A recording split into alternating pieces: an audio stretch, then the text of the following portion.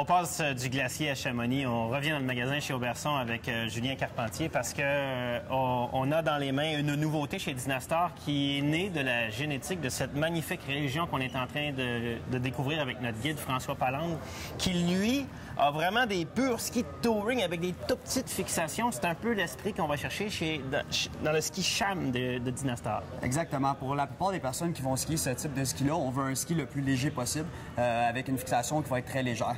Donc, dans ce modèle-là ici, qu'on va retrouver le 87, on va retrouver un ski qui n'aura pas de plaque de titane, hyper léger, qui va faciliter beaucoup l'ascension, mais qui va pouvoir être utilisé en descension aussi sans aucun problème. Parce qu'on a quoi comme génétique de design derrière ça? L'ancienne gamme, c'était... La série Legion. Ouais.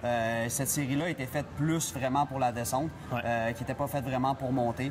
Cette série-là a été conçue pour aller chercher autant la descente que la montée, mais il va favoriser un petit peu la montée à cause de son poids. Deux couleurs. Je pense qu'il y a 3 largeurs différentes qui sont offertes dépendamment des conditions de neige ou peut-être du poids de la personne. Exactement. On va retrouver un 87 mm au patin, un 97 et un 107.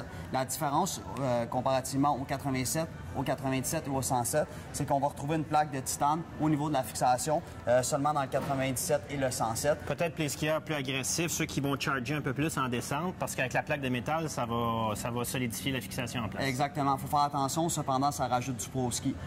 Donc, ouais. Côté pesanteur, ça va faire quand même une bonne différence.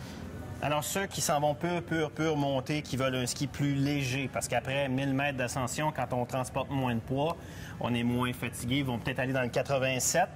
Et puis, quand on a peut-être trop large aussi, quand on est en ascension sur les flancs de montagne, bien, avec la largeur, ça finit par être difficile un peu sur les genoux et les articulations, alors que 87, c'est amplement suffisant. Quelle sensation, après, je vais avoir en poudreuse, parce qu'un ski très léger avec une belle spatule large qui nous rappelle un peu le design du BBR. Exactement. C'est des skis qui vont faciliter beaucoup l'entrée en virage, des pivots très, très faciles, qui vont faciliter aussi beaucoup la fin de virage.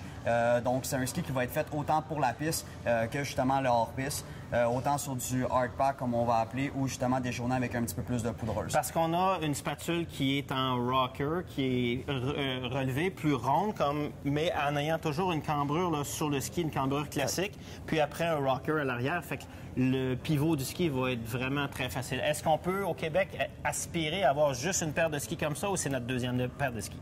Au Québec, maintenant, on a une tendance vers les skis un petit peu plus larges. Oui, on pourrait l'avoir comme deuxième paire de skis, mais honnêtement, skier un 87 au patin pour skieurs de tous les jours va être très, très bien.